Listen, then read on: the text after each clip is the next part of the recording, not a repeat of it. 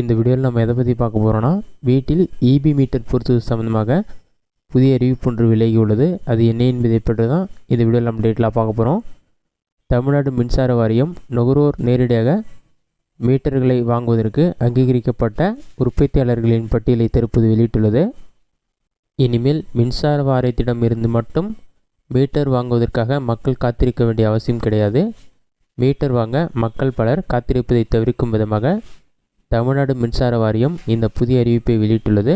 இதன்படி பார்த்தீங்கன்னா, தொழில் நிறுவனங்கள், கடைகள் மற்றும் வீடுகள் உட்பட அனைத்து நுகர்வோருக்கும் பொருந்தும் வகையில் மீட்டர் விற்கும் நிறுவனங்களின் பட்டியலை தமிழ்நாடு அரசு வெளியிட்டுள்ளது. இவர்களிடம் மீட்டர் வாங்கிக் கொள்ளலாம். மின்சார வாரியத்திடமிருந்து வாங்க வேண்டும் என்ற அவசியம் கிடையாது.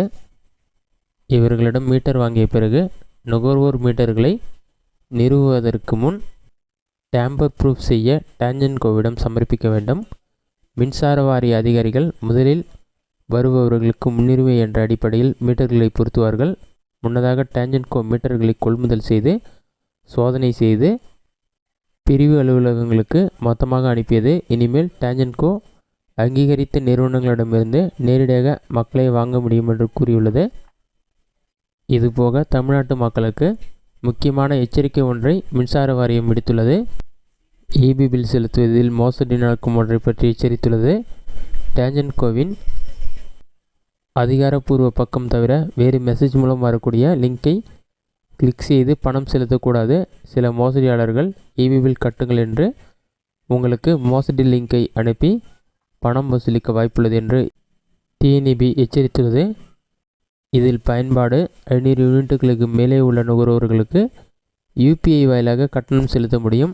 தமிழ்நாட்டு மக்களுக்கு பயனளிக்கக்கூடிய முக்கியமான அறிவிப்பு ஒன்றை மின்சார வாரியம் வெளியிட்டுள்ளது. தமிழ்நாட்டில் புதிய மின் இணைப்புகளை வழங்க அதிகபட்சம் 3 நாட்கள் மட்டுமே எடுத்துக்கொள்ளப்படும் என்றும் கூறப்பட்டுள்ளது.